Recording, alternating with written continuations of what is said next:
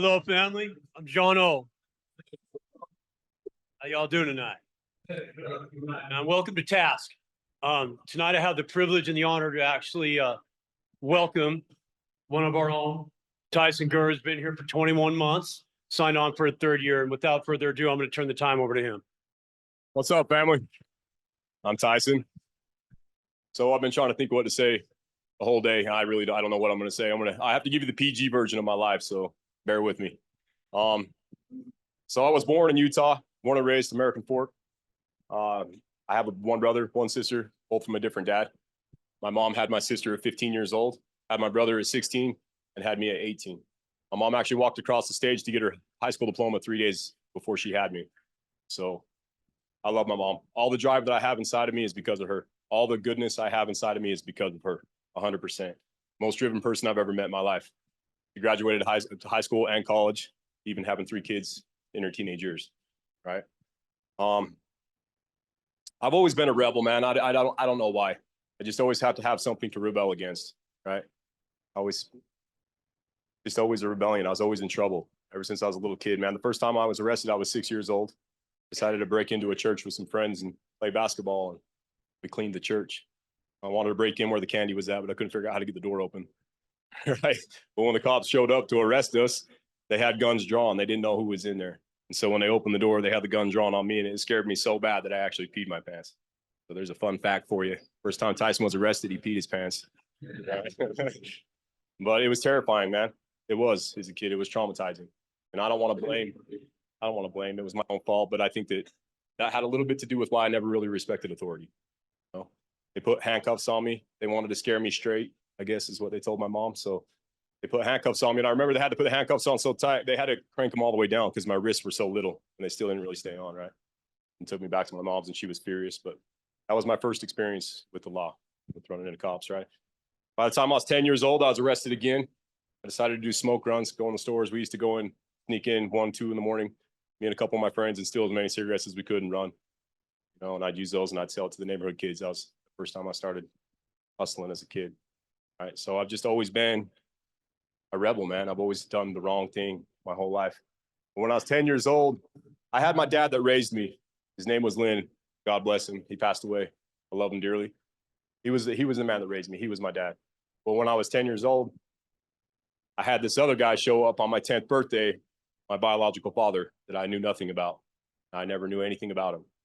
And this guy just showed up, this stranger showed up in my house trying to say that he was my dad, trying to pick me up and carry me like I was a little kid. You know, and I just remember thinking, put me down. Who are you? Who is this? You know, I didn't understand at all. It was weird, and it was crazy to me. I didn't even know who this guy was. And it really messed me up, man. I was 2 grades ahead when I was at that age in school. I was doing really well. You know, I was doing homework 2 grades ahead of everybody else.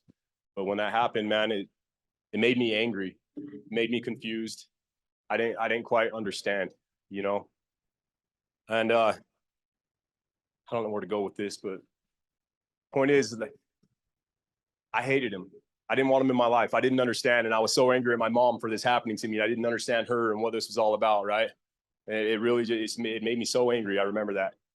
But on top of that, my dad was always the addict, right? The one that raised me was the addict. You know, my brother and sister had their dad that was this good dad that took them to Disneyland and bought them Christmas presents and was always there for them and took them all the time. And he would take me too. He tried to be there for me, right? But I had my other dad, and it just sucked seeing that I had this dad that was a drug addict, and then my brother and sister had their dad, and now all of a sudden this other guy comes into my life that I've never even met, and it was confusing, man.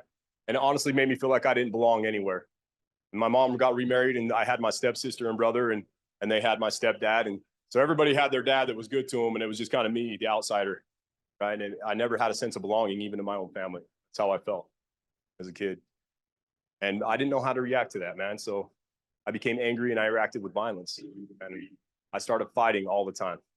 Remember, that's all I can remember. My childhood was just getting in fights, man. Remember, I got kicked out of junior high in 7th grade for fighting. That's as far as I made it. Halfway through 7th grade, they kicked me out of 2 different school districts. I got kicked out of the school that I was living at with my mom. School district I was going to there, so the entire school district. I'm not talking about just the school. So I had to go to a different school district, Canyon School District in Linden. And they told me, you're on probation here. If you get in one fight, we're going to kick you out. And I tried. I made it about 2 weeks. I ended up getting in a fight and got kicked out of that school too. So That's when I went to work. You know, I stayed home for a little bit, moved back in with my mom. When I was 14 years old, I started doing concrete for my uncle. Figure I can't go to school, I got to make some money. You know, so that's when I started working. And when I was a teenager, right around that time is when I started smoking weed. You know, I was on all these medications. They were trying everything they could do to try to help me and treat me, and nothing was working. And I started smoking weed and was able to get off the medication. So I would have swore by it for a long time, you know, but it was all bad. My thinking was wrong. I can blame it on being a kid, but the choices were mine to make, you know. And in my teenage years, I went through that for a while, and nothing really changed. I've been arrested more times than I can count as a teenager, you know. And later in my teenage years, I discovered drugs, man. That's when I discovered drugs. And that's when I realized that I could use those and I could just be numb to everything. I didn't have to feel anything anymore. I didn't have to feel the pain and the hopelessness and all the resentments and all the anger and all the rage that I felt at the entire world. I played a victim. I let what happened to me as a child play into my adult life, and it defined me for a while as an adult. And so I played the victim. That's what I did. I used that to be my excuse to hate the world. And when I could use drugs, I didn't have to feel anything. So that was my excuse. I deserved that, right? I had it coming. The world owed me. You know, that's how I felt. And it just led to a life of crime. And just like you guys all know, led to a life of crime. Before too long, I mean, I went to jail countless times, but before long, I ended up in prison for the first time. And when I first got arrested, I was looking at doing 10 years. I robbed a store to try to support my habit.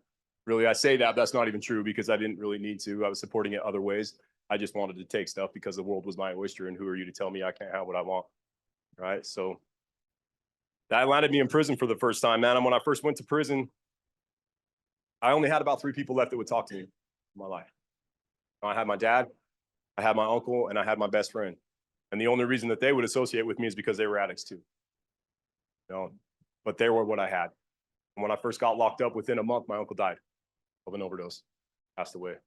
And it was hard, man. It was hard. I was looking at all this time, and I just lost the closest person to me in my life. I'd never lost anybody close to me, really, that I cared that much about.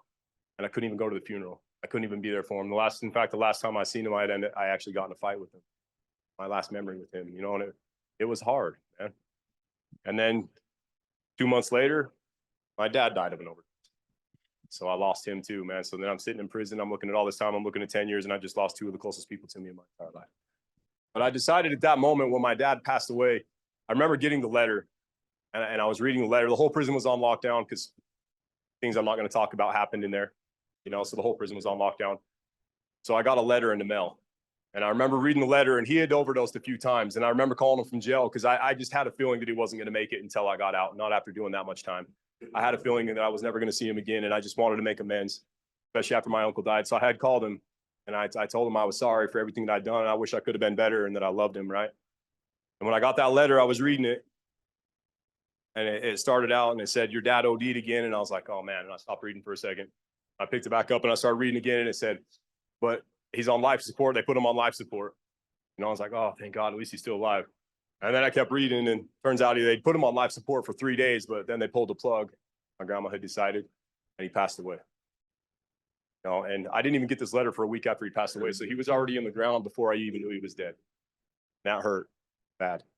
You know, it killed me inside. Like, this was the man that raised me. I loved him to death. He didn't do a very good job.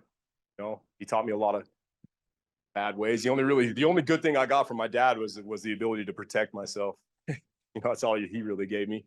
You know, but it was hard, man. I still loved him to death. But I decided in that moment when I read that I wasn't going to let me turn. I didn't want to turn into a bitter person. I didn't want to be the way I was anymore. That was when I really started to think about my life and really think about how I could do something different and stop playing the victim and stop acting like the world owed me something and use all of what I had been through to try to help somebody else, right? That's what I wanted. That was the first time I ever thought that. That's the first time I ever felt that way. And so I tried for a few years. I did. For a few years, I went and did their little program that they have in there that doesn't help anyone. But I graduated, and I did the best I could. And I tried to always do it for my dad and for my uncle. I'm going to do good for them. I'm not going to let their death be in vain. That's what I told myself, right? And I did good for a while, as good as I want to say I did. I was in prison. I really wasn't doing that good, but in my mind, I was doing good, right? But after about 5 years of being there, I was about 5 years in. That's when my best friend, she ended up passing away too. And that's the one that changed me. That's the one that I became angry all over again. Well, this was a person that we were all had left. When I was out there, we were always together for the most part. While I was out there, she had nothing left. She had no one. She had lost her kids, my nieces and nephews, by the way. Luckily to my mom that raised them, brother. But she didn't have much, man. And when I found out, it turns out that she died alone in her car. She was living alone in her car. She'd lost everything and she ended up taking her own life. And that killed me because all I could think about was, what if I had been there? What if I had been out there with her? Maybe I could have made a difference. Probably not, because I was lost in my addiction too, right? But these are the thoughts that go through my head. What if I could have been there to help her? What if I would have been there? You know, and I'll never forgive myself for that, ever. I will never forgive myself for that. I was too selfish and too caught up in my own behaviors to help her. She didn't deserve that. She was such a good person. She really was. In her heart, she was one of the best people I knew, and she didn't deserve any of that. And instead of being a friend to her, like I try to say I was never there to help her. You know, and then this happened. So, like I said, that one made me angry. That's when I decided, you know what? F the world. I don't care anymore. I'm looking at doing all this time in prison. I'm already doing all this time. I just got a 5-year rehearing before I even see the parole board again. After doing all this time, they didn't even want to see me. So I tried to do good, and I used it. I used it all for an excuse. I used it all to play the victim again. All of it, you know? And that's when I really started just to spiral. And I went from having a job in there, living in the best place you can where you have a single cell, you know, doing really well for being in prison, to within a couple of days, I beat somebody almost to death. I feel horrible for it. I'm not glorifying that whatsoever. What I did was wrong. You know, and that's where I let it make me a victim again.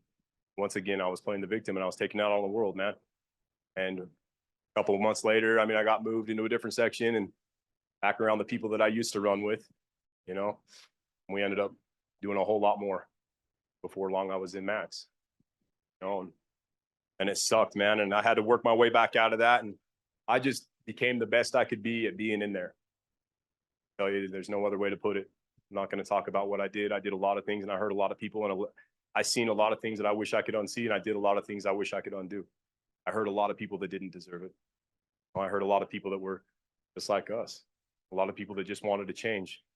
And there you're a wolf or you're a sheep, you know, and I fell victim to that too. I let myself play the victim, and I victimize people, you know. And prison's a different world, man. It's a world of opposites, right? I don't know any other way to say it.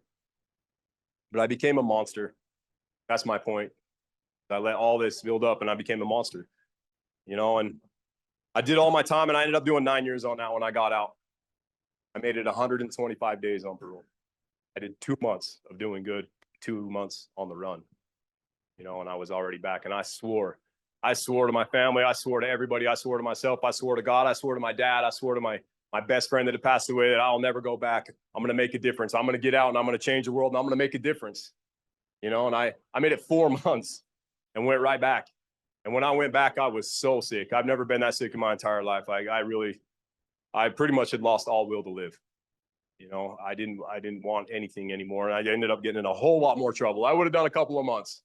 I went back on a little violation basically, and I ended up turning that into another couple-year bit over the things that I did, man. And I got out on that one. And once again, here I go. I swear to God, I'm never going back. I'm going to make a difference this time. I'm going to let what I did help me, help somebody else. You know, everything that I've been through was worth it if I can just help one person. That's what I told myself for so many years, right?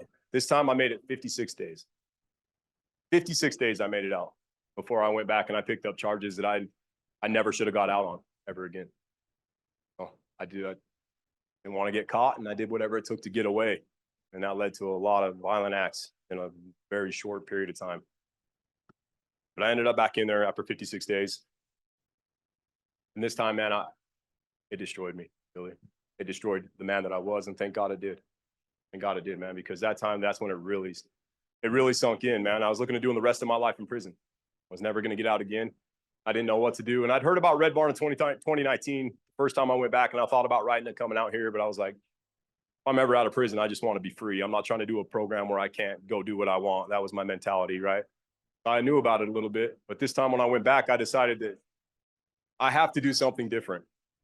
You know, people talk about being institutionalized, but that's such a small part of it, man. Like you go in there and you don't know how to live out here anymore. But when you do that much time and you come out and you're a stranger to your own family, everything is different. Technology is different. Cars are different. Everything is different. And you feel completely lost in the world. Like there's so much more to it, right? I didn't realize I was overwhelmed when I came out here. I didn't know what it was going to be like, man. So this time I knew that I had to do something different. I didn't really expect to get out anyway, but I knew if I did get out, I had to do something different. I had to change something or I'd end up right back in there again. And I heard about Red Barn, and I didn't think there was any chance anybody was ever going to let me come here. Even my attorney, everybody was like, you're up in the night. Why would you even ask for that program? Are you serious? Look at who you are. Look at who you are. You know, I had everything going against me.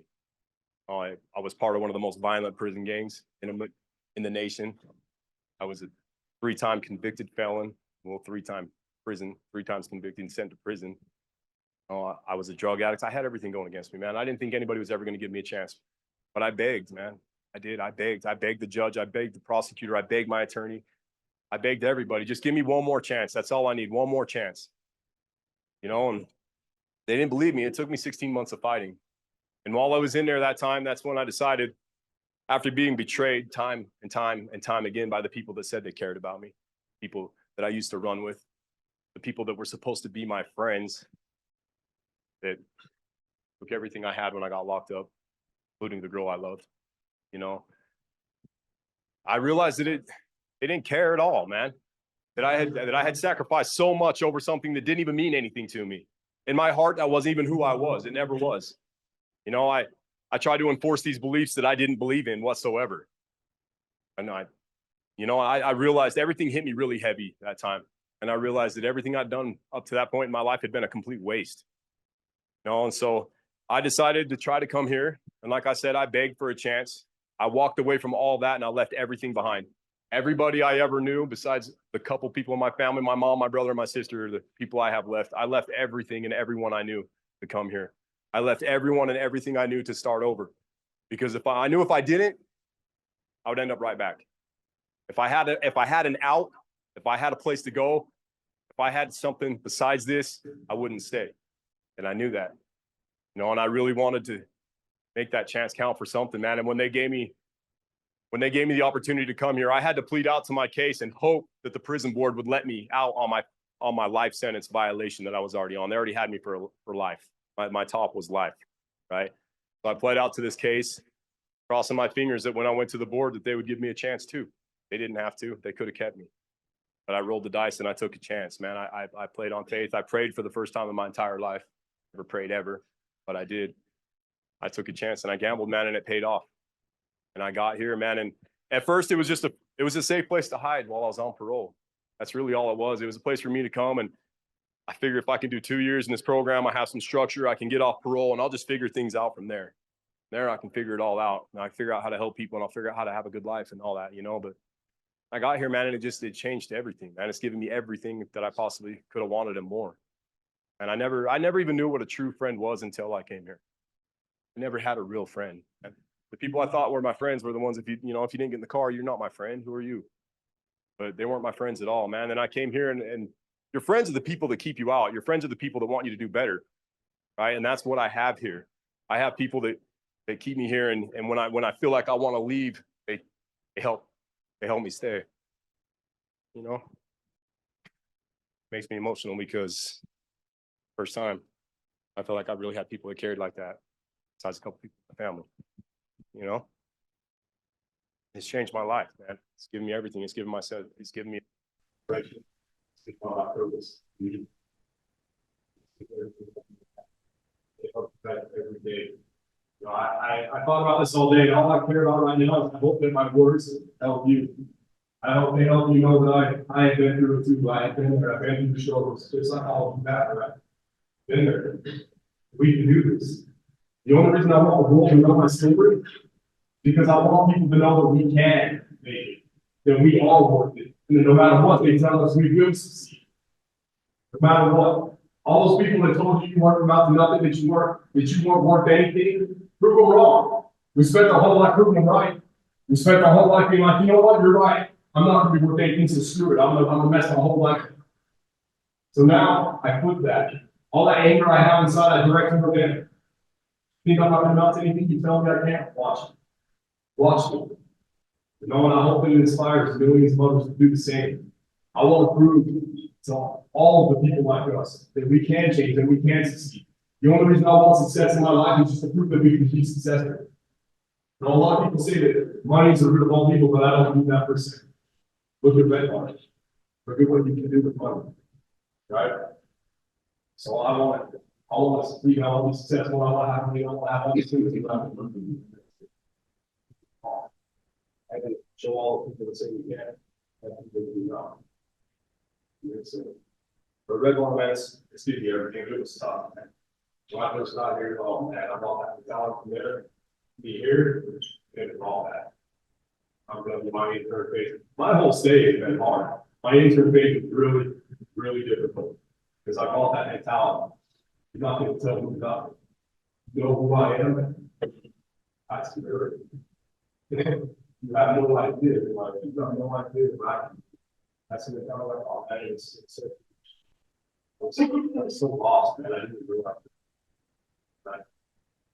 Okay, that's how I get focused. I don't really recall. I don't recall too many things or too many times like I did. It's still not. Right, so it's difficult, man. I don't expect more than I had to push you, you guys can too. All that I'm gonna do, you can do it too.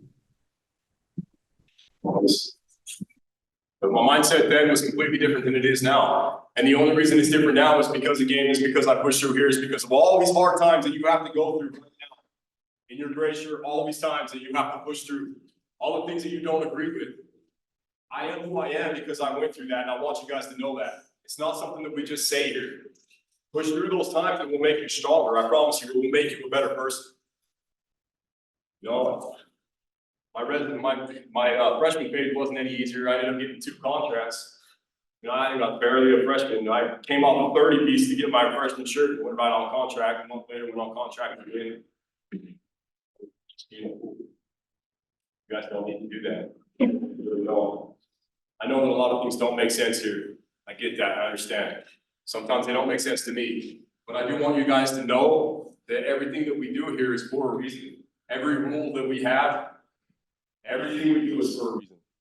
So just know that, you know, push through. That's all you got to do. And the longer you're here, the more you see it. And now, I don't know, man. I never thought I'd stay a 3rd year. I said, no way, you guys are crazy. I'm out of here. I'm doing my 2 years and I'm out, man. You guys got me messed up. You know what you put me through? You know what you did to me? Not what I did to myself. It's what you did to me, right? Playing the victim again, but I had a really hard game one time right before, you know, it was a tough game. And the thoughts that went through my head were the same thoughts that I had in prison. That's what I was thinking, and it scared me to death. I thought I was over being that guy, and I was so close to being that guy again over a game. Over my brothers trying to help me, over my brothers trying to show me love. I almost lost it. And it scared me, bro.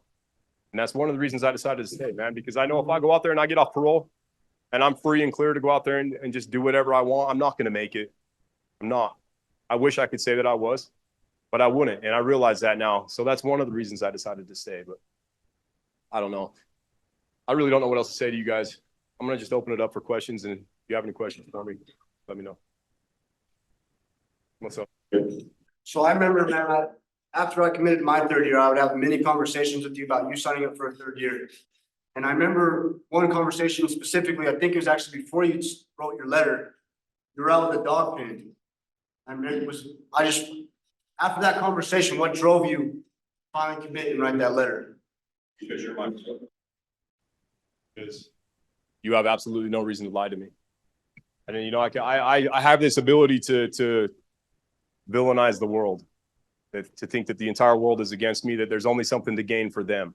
So when staff tries to talk me into it, as much as I know now that they care about me, even when I want to believe they don't, because I want to play the victim, I know they care, right? But they always try to talk me into staying, and I was like, yeah, you just want me to stay for benefit or Red Barn or whatever narrative I wanted to play. But when I asked Jake, and that's why I love him to death, I stayed because of the conversation I had with Jake. That's one of the reasons I stayed. That's what got me to make the decision. There's a million reasons why I stayed. But after that conversation, I knew that you wouldn't lie to me. And I asked Jake, I said, man, why do you want me to stay, bro? Why? And he said, because I think you need it, you know? And I kind of felt like that already, but that's the first time I really took a look at it, because somebody I know and trust, I know that's my friend. I know he wouldn't lie to me, man. And if he's telling me that, I need to take a look at it, bro. I did. And that's what made me decide. After that, I made the decision pretty quick. And it was nice to see that Toppy and Jake were staying too. It was nice to know that I still had friends here. I thought about what am I going to have if I leave? Nothing. You know, I didn't even have friends out there. But if I stay, I still have my friends here. You know, people that really genuinely care about me, man. And I was grateful for that. So it helps when other people stay. It does. It helps. And that's another reason, man. I want to stay for you guys. I do. Of course, it's selfish in a lot of ways because I'm afraid I won't make it. But at the same time, I want to stay and help. I do. I want to help the world. I don't just say that. I mean that. You know, there's a million reasons why I stayed, but just a few. What's up? What's your plans for your third year? So my plans for my third year are to go to school, 100%. I don't know what it looks like as far as everything I'm going to do here with the program. Like I'm going to be here, obviously, but the only plan I have right now is I want to go to school for finance, and that's just for me. I'm going to work in recovery for the rest of my life. I want to be, like I said, I want to be the man on the stage as much as this is hard for me. I want to be the man up there to show people that we can do it. I want to be successful for them. So I'm going to work in recovery, but I'm going to school so that I can go to school for finance and learn how to invest and learn how to make the money I need to do what I need to do. I have to have money to open the programs and the rehabs and do the things I want to do. So that's my plan. Up topic. Yeah, describe that you decided to, I wanted to go to this program, and wanted to come in here and just the change that you were, from when you first day here, right, till now, man. When was that paradigm shift that we talked about, when was? For me, it took 19 months, 18 months. I don't care what anybody tells you. I'm not a fast learner at all, man. I have to learn the hard way for a long time before anything changes for me, man. It was 18 months in. It was after my senior retreat and after that game that I got when I wanted to throw it all away because I didn't like what people had to say to me. That's when I realized that, man, I am the problem. That's when I really, really accepted the fact that I am the problem, that everything that I bring into my life is my fault. I am the one that did everything to myself. I am the one that made the decisions to get me to where I'm at. Nothing out there just came to me. I brought it to me. I made the decisions to end up where I was at, man. So I just finally realized that I was a problem after about that long. It took that long. Like I said, I'm still selfish. I'll still try to play the victim. So luckily I have you guys to pull me up and make sure I don't do that all the time. What's up, Dustin? I just want to say, good job, man. I mean, you got a passion for this and you got a talent for it. So, I mean, I hope you use this third year to get your foot into where you want to go. Because, I mean, the door's open, man. You're here, so you might as well think about that, you know? Good job. Yeah, thank you, Dustin. I appreciate that, man. For real, it means a lot. It really does. What's up, Joseph? So I noticed the biggest turning point in your program after your second contract. Can you explain to everybody how that helped you change your mindset? Okay, so that one, thank you for reminding me. That's a point I meant to touch on, but I'm just trying to wing it up here, so I kind of got lost. So the second time I went on contract, I acted a fool. I acted violent and aggressive towards another individual here. He was actually a house manager, Travis,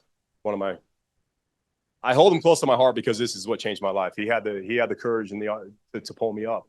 You know, I was acting a fool in here and I was like, man, I can't be friends with anybody. I started getting bans because I was poison. I was toxic. The things I was saying and the way I was acting was toxic to the rest of the community. So they kept banning me from people and they made them sit different places. They couldn't sit with me at meals and I was all mad and threw my chair in. I was like, I can't have any friends here. This is messed up. I don't want to be here, you know. And Travis seen me and he's like, hey man, what's wrong with you? He said, come here, you're gonna go sit on the bench. And I almost acted the way I used to act with him. You know what I mean? And he's seen it. So they sat me on the bench. And when they sat me on the bench, man, they came in. They had all the house managers and they had Nicholas. And they came up to me and they said, grab your coat. Get your coat. You're out of here. We're not gonna let you act like this. Like you guys. It wasn't the first time that I was aggressive towards an individual. Let me say that. I never like put my hands on anybody, but just the posturing and the words used was aggressive. It was an aggressive manner. As you all know, we don't tolerate that here, you know. So this was like the third time, man, and they just told you you're done. Get your coat. And in that moment, man, they said my face went pale, and I believe them because in that moment, I remembered everything that was waiting for me there. I remembered how I felt sitting in a prison cell, begging for a second chance, hoping that there was something different. And they were going to kick me out. And I was like, man, and I begged them for a chance to stay. Just like I paid to get here, I begged. I was like, man, are you serious? You guys are going to kick me out? Really? You're just going to, that's it, huh? Just like that. And I wouldn't have blamed them. I couldn't have blamed them. They were right to do so. But for some reason, Nicholas saw something in me, man. You know, he seen that I was sincere. In that moment, that's when I decided I will never act violent towards another individual again. I don't want to be violent. I don't want to act violent. I'm not going to do that anymore. And that was a pivotal change in my life. That changed me from the man that I was to the man that I am now. And then they let me stay, man. So that's the reason why it was pivotal. When you get told you're going to leave and you're looking at doing the rest of your life in prison or die, you're lucky to make it to prison, I guess. Not that that's really lucky, but you know, it changes your mindset, changes your perception on how you want to do things, right? So thanks for bringing that up, man. I appreciate it. I meant to touch on that.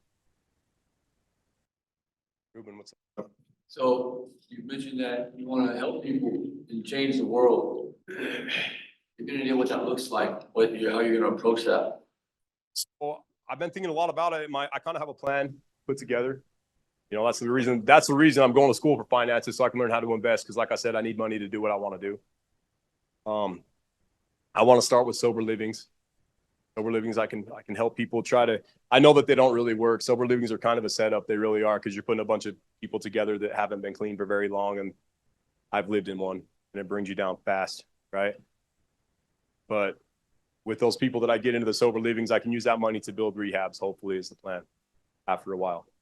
You know, and when those people, hopefully when they mess up in that sober living, hopefully I can talk to their PO.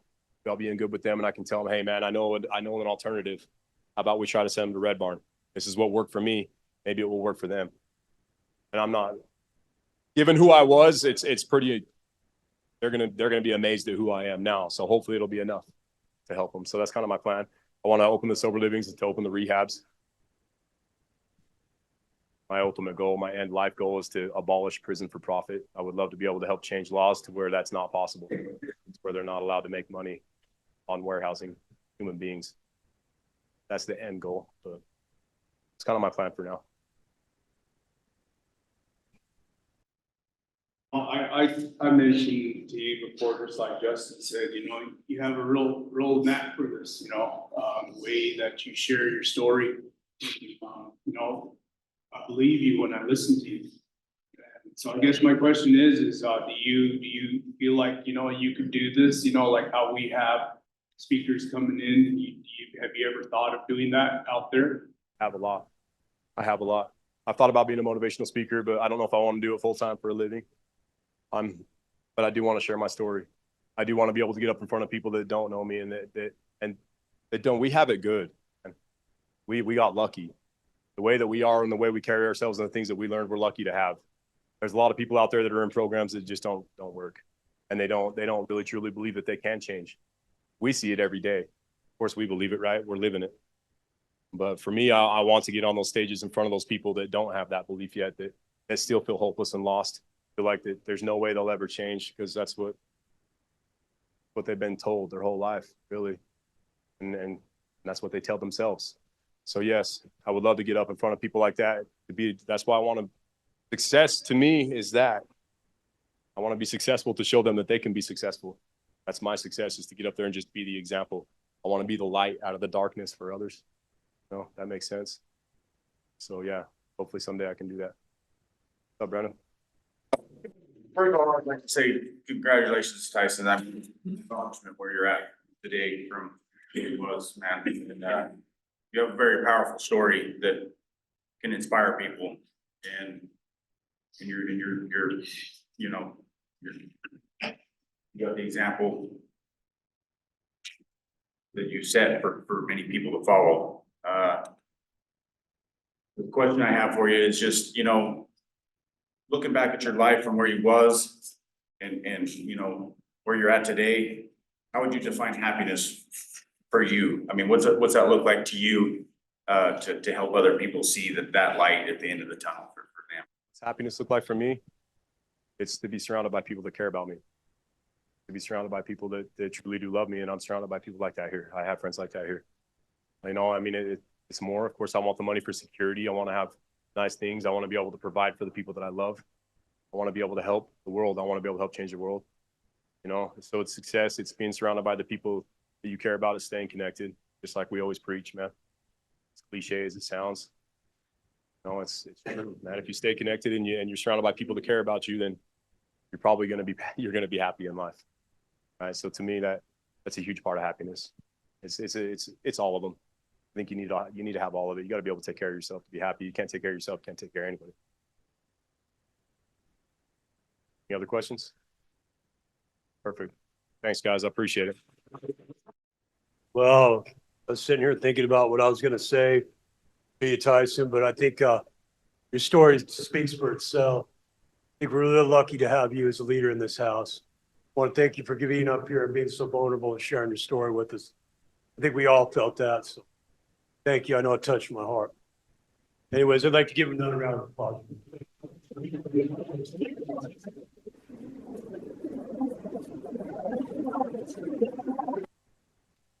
All right. Well, here we go. We got another guy that's coming up here to share a story. Frederick, how long you been here now? Another guy, 22 months, putting in the work. Anyways, without further ado. Good evening, family. Never would I thought that I would be standing here up here today, that I would made it this far, being able to give part of my story to you guys. Never did I imagine this. I always told myself I wouldn't. I can't do it. But here I am today, standing in front of you guys. So I'm 40 years old. I was born in Cheyenne, Wyoming, 1984. To a mother and father, we had a great family. I was raised up proper. We ate dinner every time at 5 o'clock. Had a family life. Took vacations. See grandparents every summer. And had a lot of friends.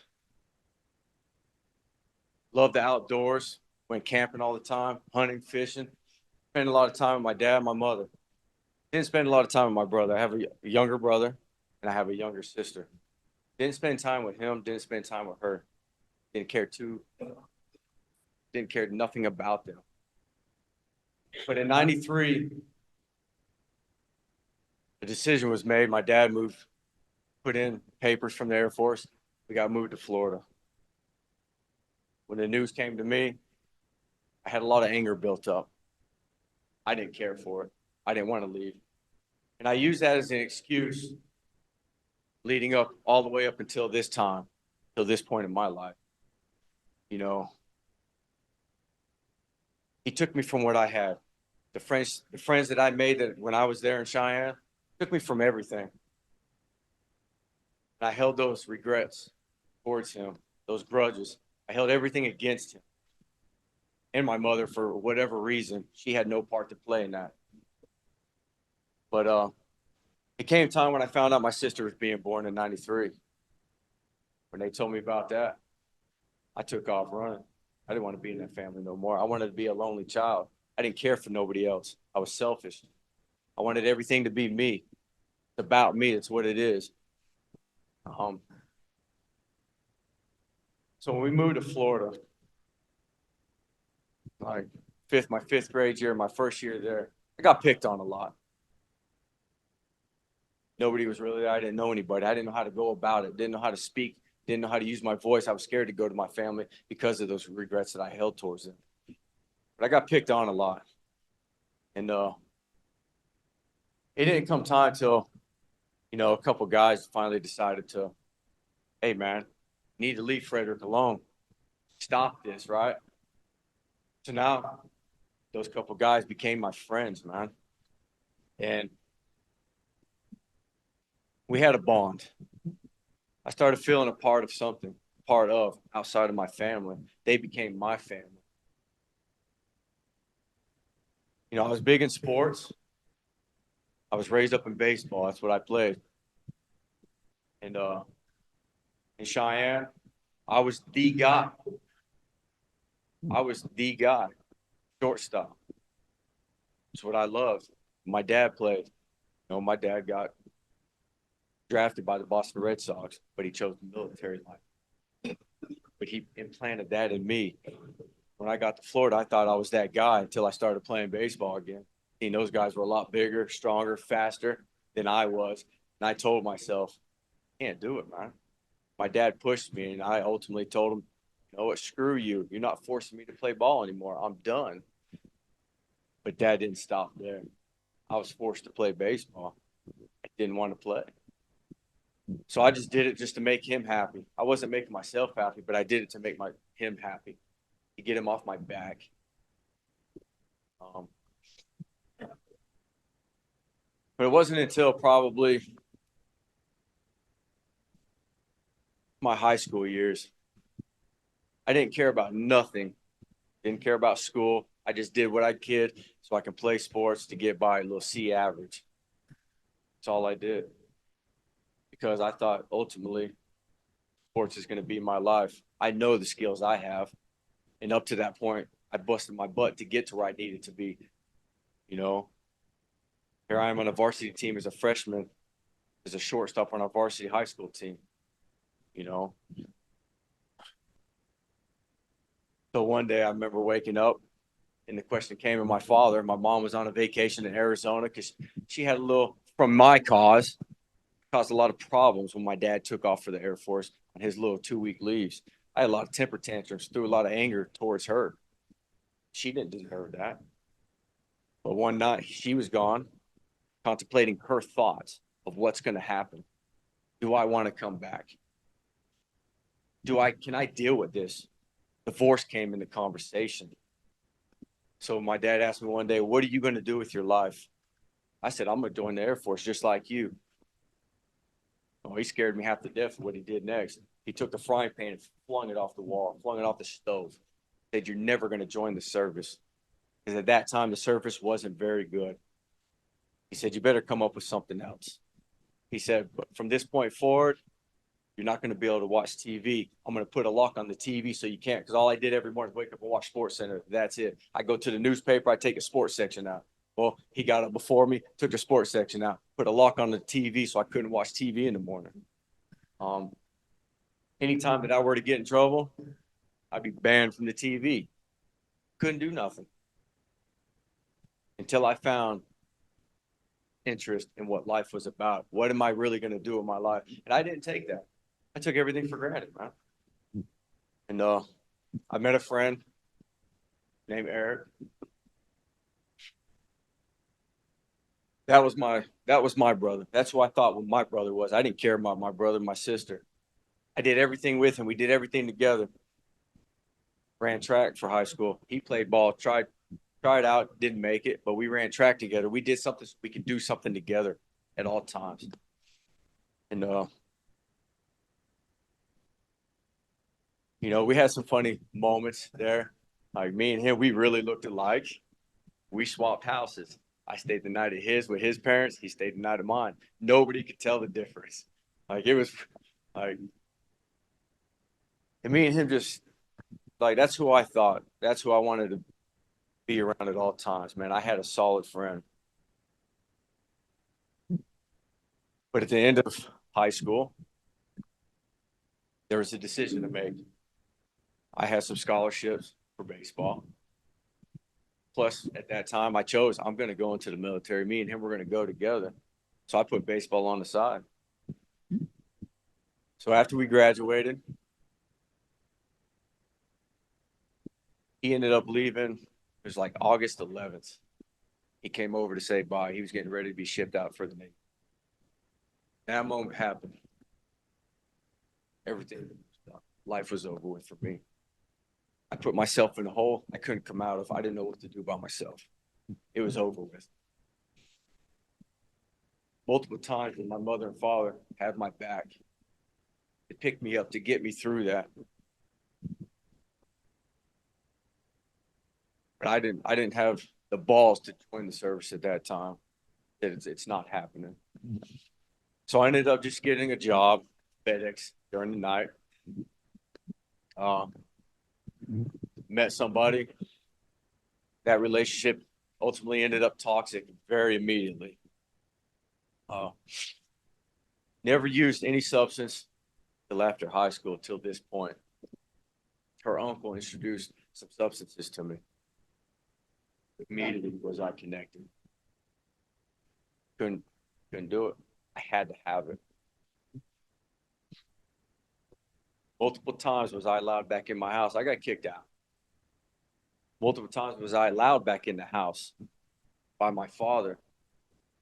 But the last time that I heard was my mother, him in the bedroom, she's arguing with him. Why aren't you conversating with me? Why aren't you communicating with me? It takes two of us. Both of us have a decision. I have a say in this house as well. If you want to make a decision again without me, I'm going to divorce right now and I'm out of here. I'm taking my daughter and our other brother. I took off. I was out of there, gone. I'm not going to be a cause of this. You two can stay married. I'm not going to be the problem. You know. Oh, 19 years old, I was on the streets. I was homeless at 19 years old. I was lost, working day labor, spending that money as soon as I got it.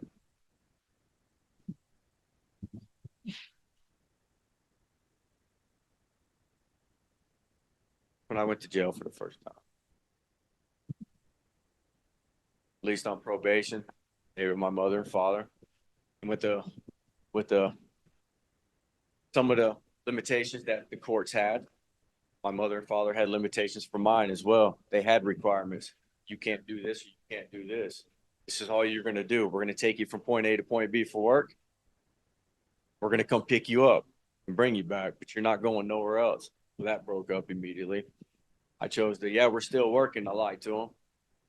But ultimately, I was doing what I wanted to do. I wanted to have fun the way I wanted to have fun. And I never came back home. So on that, violated probation, I got arrested, went in front of the judge. My dad told the judge, my son deserves to go to prison. You need to send him to prison. I looked at my dad crazy. Oh, 18 months, Florida State prison. I did most of my time in the county, so I only had about 5 months. Well, at the end of those 5 months, I had a phone call from my father coming to my classification officer. He goes, me and the family talked. We want you to come out here to Utah. My dad moved out in 2007 out here. Brought the family out. I told him, and I was playing softball there. I had one of the officers tell me, hey, have a paid softball league. Oh, my dreams could come true. I could stay right here. And when I told my dad that, my dad hung up immediately. When I said, I think I'm going to stay out here, he hung up, never to conversate again. But something changed my mind there. I had somebody in there that was never getting out, knew something was going on, and came to me. He's like, hey, man, you want to talk? I opened up a little bit. He told me I was being selfish, man. My family's asking for me to come back, somebody that he doesn't have anymore. And it took a while, but my head finally wrapped around that. And I was like, you know what? I have to. So 2009, December 26th, I arrived in Utah after I was released. I went to OWATC, Ogden Weaver Applied Technology College, CNC machinist.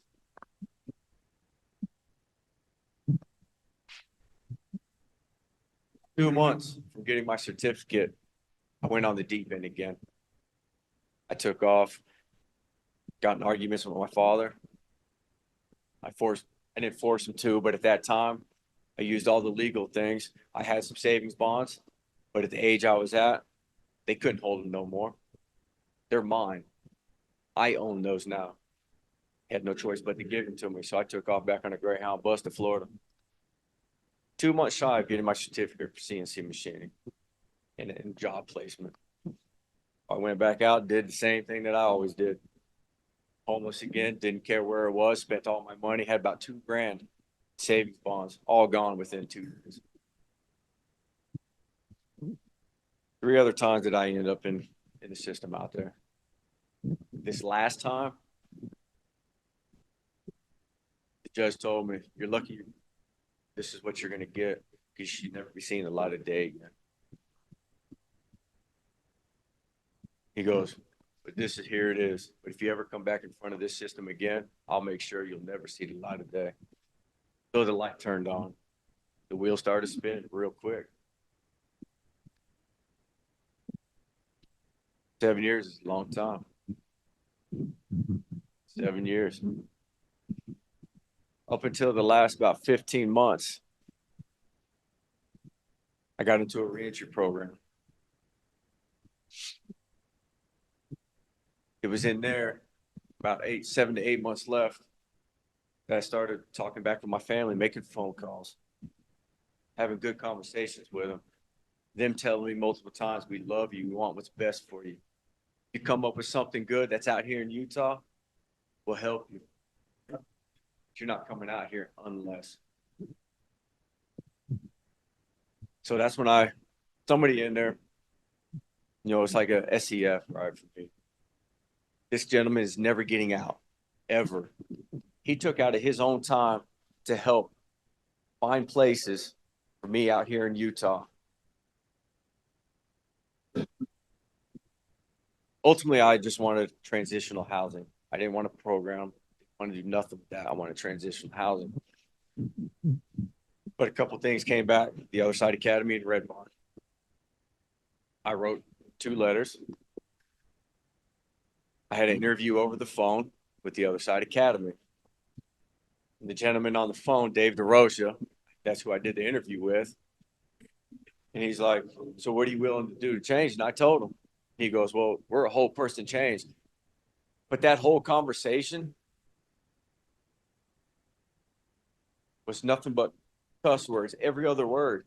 My mind's telling me like a whole person changed, but you're sitting here telling me all this, every other word is a cuss word, F this, like all this. And I'm like, oh, man. Tried having an interview at Red Barn, had one set up with Nicholas, but at the time of the interview, Nicholas was busy. I couldn't call. He was busy.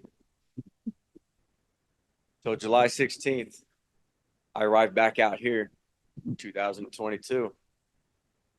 Nobody knew except my family knew I was coming back, but not knowing when. But when I got to the Greyhound station in Salt Lake City, there was my mom and my sister standing right there at 2 o'clock in the morning, waiting to pick me up. I dropped to my knees. Nobody knew that. They knew I had a bus ticket here, but they didn't know what time. They didn't know nothing. But finding out that they stayed in contact, my classification officer, on what the bus ticket number was, everything, so they can track it. And there they were, man. And just the tears that came out, like them showing up. I put fear in my sister at a very young age. Very young age. For her to show up and then say a couple jokes, right? It got me to have fun. It got me to laugh and just know that what I have back in front of me. But ultimately, I was once again becoming manipulative and selfish because my sister told me I could stay with her. I have a place, go get a job. I was supposed to be at Red Barn the week after that Monday, but I ended up staying 2 weeks. And it wasn't until I stayed the night at her house. My mom was supposed to come pick me up. It was a Wednesday. My dad showed up. And when I walked out the house, I knew what time it was. I knew the reason why my mom didn't show up. Got in the truck. My dad said, what are you still doing here? On our way back, you better decide. By the time we get to the house, you're going to get your stuff, get your plane ticket, you're going back to Florida. So I begged him, hey, give me till Monday. Let me spend time with the family. Got 4 days left, 5 days. Let me spend the rest of this week. And I have a niece now who I never saw until I got out here. And like the moments, she doesn't know who I am. But when she first saw me, like, she came running to me, hugging me. But she didn't want to leave. When it came time to leave, she didn't care nothing about me. Like she didn't want to give me a hug or nothing. So August 1st, after the weekend, August 1st, my dad drove me up here. And at that time, Kevin answered the phone, who was a staff member here. And he goes, well, drive up here, let us know when you come in the parking lot. And I'll meet you out there. So he met me and my father, came in, I sat on the bench. My dad sat in the chair next to me. Nicholas came, went and did my interview. Sat back on the bench, wrote a letter. My father and Nicholas had a conversation outside before he left. I kept looking back and forth. I didn't know what to do. I was scared. The last time that I looked out, my dad was gone. That's when reality set in. He did that for a reason. He didn't want me to see him leave because he knew what I would do. He knew me best. He left without me looking. He saw, all right, he's not looking. I'm out of here quick. Well, it was hard.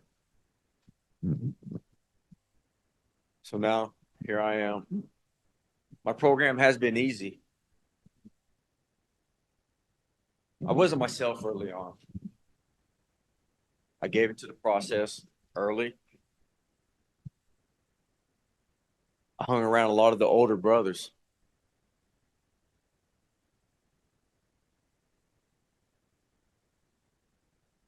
But the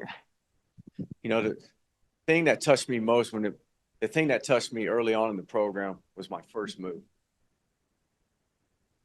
That's when something went through my mind and said, you know what? These guys do care about me just because of what one person did. My first move, I was with a zealot. Carrying a deep freezer down the basement, thought I could do it. No, I told him I can do it. 3 steps before I got down, that deep freezer went. The zealot was behind me. There was a concrete wall. I wouldn't be sitting here today if it wasn't for him. His passion, his love that he had to be there for me, which made me see every one of you guys as the same person, man.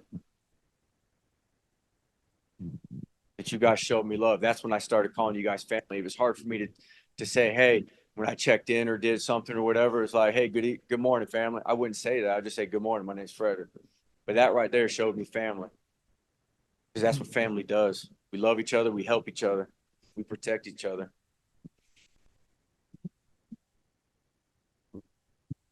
But like I said, my program's been easy up until this point.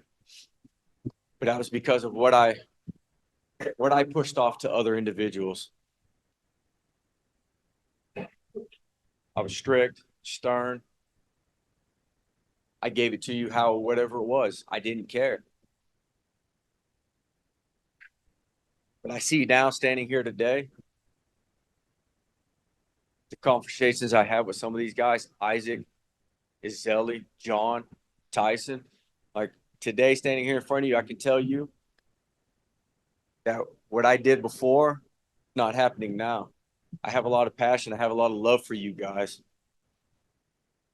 And that allows you guys to come to me and let me know where I'm doing wrong because nobody would pull me up because of who I was and how I acted. But now, guys are using the process on me. They're able to come to me and say, hey, man, tell me where I'm falling short. Why? I've humbled myself just a little bit. I still got a lot to go, but I've humbled myself a little bit. But I care about each and every one of you guys. Truly. And that's why I didn't want to stay third year. I kept telling myself it's not going to happen. 2 years, I'm good. I have somewhere to go. That's what I told myself. I have somewhere to go. But it was after my senior retreat, guys just putting it in my ear. You tell them, leave me alone. I'm not staying. And I tried telling my mind that, but when you're here so long, your mind starts reversing roles from your toxic ways, man. And I never implanted that I'm not staying here. It never stuck. But ultimately, as soon as just before my 18 months, made it to my third year. And ultimately, it was because for you guys, yes, am I going to go to school and stuff like that? Yeah. But it's ultimately to be here for you guys, to teach you along the way. When you guys need somebody to talk to, I'm gonna be here. You know, and now today I have everything back in my life. I have friends who truly care about me, who are gonna be there for me no matter what. You know, yeah, I still struggle with connecting because I don't like crowds. I don't like really interacting unless it's something that interests me. But lately, I've opened up to having conversations with some of you, especially you younger guys, man. I'm forcing myself to do that because ultimately, if I can't communicate here and connect, then what's going to happen to me when I get out there? Something happens. What am I going to do? I'm going to let that shame and guilt build up in me, and I'm not going to contact nobody here. I'm not going to stay connected. So, you know, for you younger guys, you can do it. We're all alike. Here, we're in a higher phase. We're a lot longer in the program, but we're just alike. You guys can do it. Just one day at a time. Do the next right thing. That's all that matters. That's all it takes. Do the next right thing. You know, help each other out. Thank you. Plans for your third year? So my plans for my third year are go to school at Weber State, business administration and marketing. Because my passion that I have built here for the moving company, I have a passion for something I like finally. I want to start my own moving company, keep everybody in here or anybody that needs help connected in a community where we still have honesty, integrity, and accountability even out there. I want to keep my moving company is just going to be the same. Anybody that needs help. That's ultimately why I want to go to school, so I can have that because I have passion for it. So, some of you guys don't know Frederick, right? Frederick bought in the first day he got here. He was that model student that I sort of hated, right? He's like, man, this guy got it, right? He's that guy that told you accountable everything for the rack. That's why the reason the rack the way they are. Because of that, man. I just want you to know that. Frederick, man, he's just been that model student, right? So what this place has done, where I was in that way, where your dad now in his program, right? He did get a lot of hours. But to see you now, right? The way you're taking your hours now and the way that you're showing up in this house, man, it's beautiful, brother, right? Because that hope for to change whatever you want in life, it's coming to you, man. I think my question is.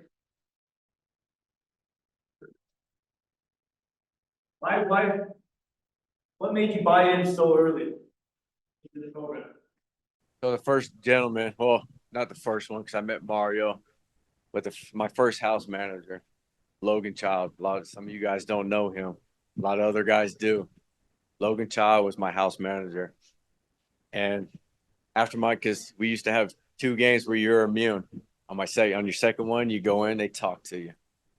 Well, in that conversation, Logan told me, you can make this hard for yourself or you can make it easy. I mean, he goes, the process works, the process helps. Give in early. But it was just a mindset I came in with too. And that ultimately played into it was I just thought back of being a young kid. We always said no. And we lost it later on in life. When that came back, I trained out of my brain is like, no. So it's really easy early on to hold my brothers accountable and tell them, no, you're not going to do that around me, or you can't do that because it's messing you up, right? But it messes the whole house up. And when it came to keeping everybody together, safety-wise, that's what I'm about, safety. Keeping this house together, positive. I bought in very early. And that's how it's gotten me to where I am today. Yeah, I'm still trying to balance the scales, what they call it, right? It's coming around because of conversations I have with some of these older guys. Isaac. So, like, I remember you were so so by the book, man, that like, it did have a major benefit, man, like tremendously, like it did for me. I know that after my restart, I remember everyone was always messing around, right? And I remember I said to you, I says, hey, man, I'm gonna start hanging out with you every day. And you looked at me and you started laughing and you're like, me, why? I said, because you act right. I said, I know if I'm around you, that I'm not gonna act stupid, and if I do, you're gonna pull me up. And so I hung out with you every day for my intern phase, right? For my second intern phase, and I think I know I owe a big part of that to you, right? Because I knew if I was with you, that I wasn't gonna act stupid, man. And so in turn, that became consistency over time, right? And you became one of my good friends because of that, you know, so thank you. I mean, I remember that conversation. We were on PM. You were like, you know what? And I'm like, I looked at him crazy and I'm like, are you crazy? That's not who I am, man. I'm not that guy. And then my first support, he gave me feedback. He goes, I really want to tell you this is what it means, right? And then it opened me up, right? To like, okay, that's not what it meant, right? But I remember that conversation. Thank you, Isaac. Thank you, Joseph. So for you guys that don't know, Frederick spent a long time on the moves and was a crew lead. Not only that, his arrogance, he'd go around saying he's the fastest best mover of all time. Yeah. And then, I was over to Sticky Bird, and then to hear Fredericks come over to Sticky Bird, he's not on the moves anymore. I was like, oh, great, here we go. And then when you got over there, man, you blew me away, how you showed up for me and how you were humble. And here we pivot and change, or, it doesn't work out for us in certain areas, and we get a chance to have a second chance, if you will, and another enterprise. Explain to us how your mind was going into that and how you handled it to not come over there being arrogant, but humble. So Tinkerbird wasn't a place that I wanted to go. Okay. But what helped me transition over there was Jake and Justin. They sent them over to Sticky Bird. And seeing how they came home every day and they absolutely loved it. The persona, the stigma they got put on Sticky Bird was not good at the time. Yeah, they sent guys who got hurt on the moves, this and that. That's the stigma that got put on there. But they wanted to change that. And Jake and Justin were the start of the change of that. They absolutely loved it. They kept telling, all I kept hearing about was positive things about Sticky Bird, how much fun they have, how like the same thing. You get to tell your stories, because that's where I was like, man, I can't tell my story no more, right? But it wasn't at that time. I was selfish. It's not about telling a story. It's about showing up for who's there. So when I got transitioned over, first couple of days, yeah, it was a little off balance, but just understanding, talking with Jake and asking him like, how does this go? How does that go? What made it good for you? Like that put in my mind, I absolutely love Sticky Bird. I look at it as I show up for Rich Hawes. When he does come in, I'm like his son. When he looks at me, he can remember his son and me. He can remember his son and all of us, man. We show up for him. That's what I put my mindset on. I got to show up for him because he's given me this opportunity to be able to get my life back. And I can show up and I can somewhat resemble his son, man. That's ultimately what I told my mind. And just like Joseph, Lewis, you guys lead me in the right direction, giving me the opportunity, trusting in me early on. I absolutely love it. And the rest of you guys, I would tell you now, if you do have an opportunity to go, and if you don't, you would want to go. Sticky Bird is awesome. The fun that goes on over there, that taught me how to have fun on the moves now. Because I never had fun on the moves. I didn't care about it. We're there. We're going to make money. This is what it is. You're going to run as fast as I am. We're going to push as hard as I am. But I run my guys into the ground. That's not what it's about. But Sticky Bird changed that. I had the fun over there, which brought it out here now. I have a lot of fun on the moves. We have excitement. I take pictures. I never took pictures. I take pictures now. Okay? Never. I have fun. I have trust. I let these guys go do what they do. I've had guys on my crew for the 3 weeks I've been back. Hey, This is you guys. You're running the show. I fall back and I'm bringing stuff to the gate to help the guy in the back of the truck while them guys haul stuff or prep or do whatever, man. I trust in these guys. It's because of Sticky Bird. What Sticky Bird helped me with in the growth I got from Thrift. Thrift played a part in that as well. All that has got me to where I'm at now out on the moves and what I'm doing. So first of all, I just want to say thank you for sharing your story. And real quick, I just want to share one of my best moments with you, man. Oh, man. I remember when you threw me out of pack a truck and you put these fragile bags right on my gate, and you told me to pack them up and strap them to the wall. And I looked at you and I told you to wait because I'm thirsty. Man, you should be crazy. He's like, what you say? And just the look that you gave me, man, it was like, damn, geez, okay, I'll do it. You know what I mean? But I remember when I first got in Frederick, and I had never seen you on hours, right? And just like Isaac says, you were somebody that I looked up to in that sense. You seeing you walk around this place, like having pride in it. Being proud of something. Like that's something that I want. And when I ain't never seen you on hours, that's also something I wanted. I was always on hours. But I remember when you kicked your feet up on the hill and got some hours handed to you. I think that's when you started that was the first time that I seen you start stepping into it, right? And then not too long after that, you got love again, more love. So my question is like, what advice do you have for these younger guys? What did you find in yourself that when you went through those hard times, what helped you push through those hard times?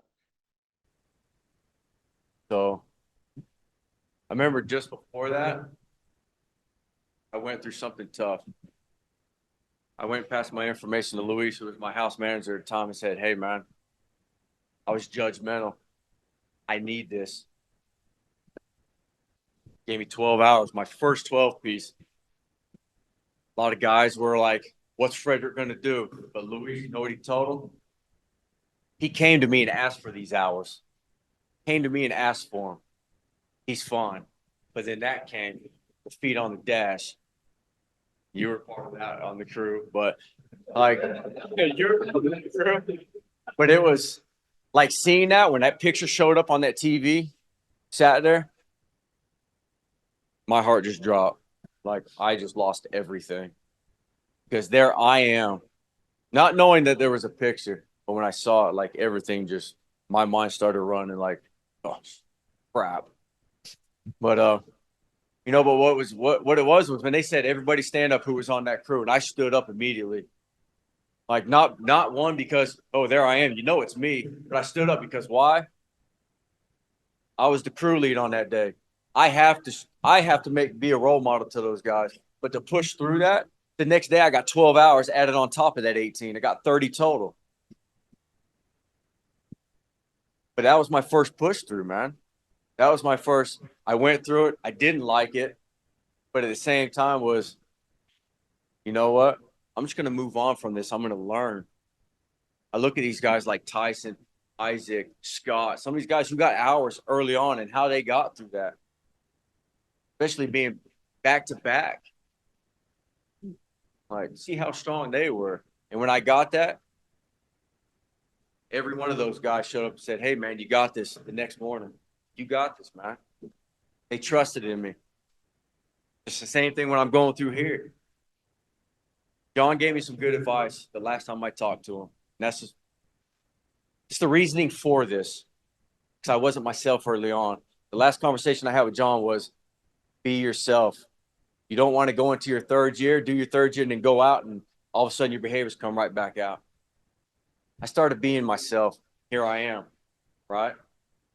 Because I let my mask off. I'm being me. So therefore now I can be fixed. I can listen to the feedback from all you guys and move forward with my life. And I'm happy about it. I love it. You know, not once have I been in my head over these last couple of weeks because of what I've done. And, you know, and I owe a thanks to, you know, a gentleman who's not here anymore. You know, DeVilo. He put a lot of pressure on me, put me through a lot early on in my program. Luis, all those guys. And that's why I'm strong today, because of what I went through early on. Even though I didn't get the hours, I'm getting them now. But that helped me thinking about then, how I was pushed. I'm being pushed now. Same thing, just getting some hours. I know I can go through it, but I'm here as a role model for you guys to let you. That's why I let you know I'm the same person as you guys. But what I would tell you is fix your behaviors early. Okay? Let them come out. Get the feedback, get some love. Because that's what we're here for. We're here to help each other and love each other. Yes.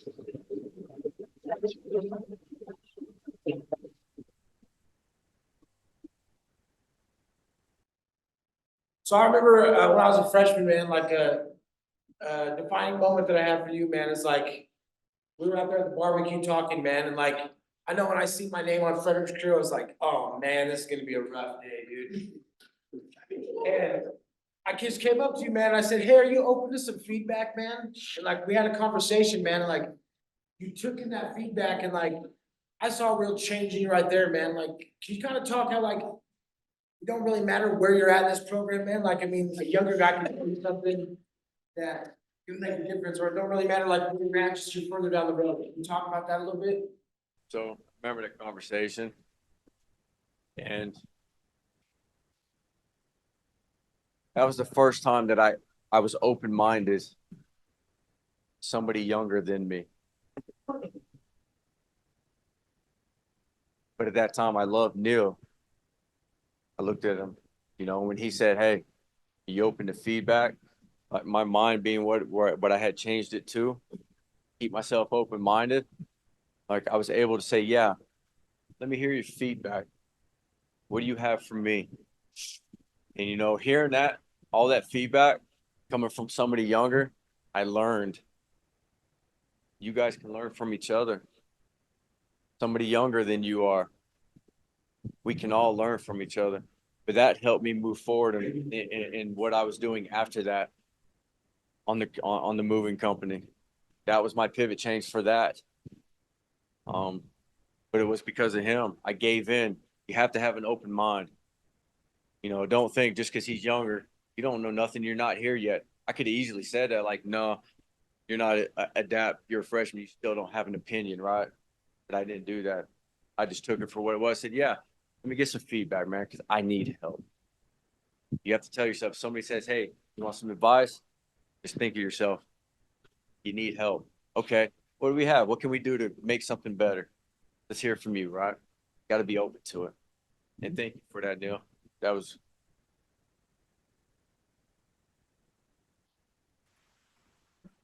Well, man, you know, I think the story is a real testament that Red Barn will work.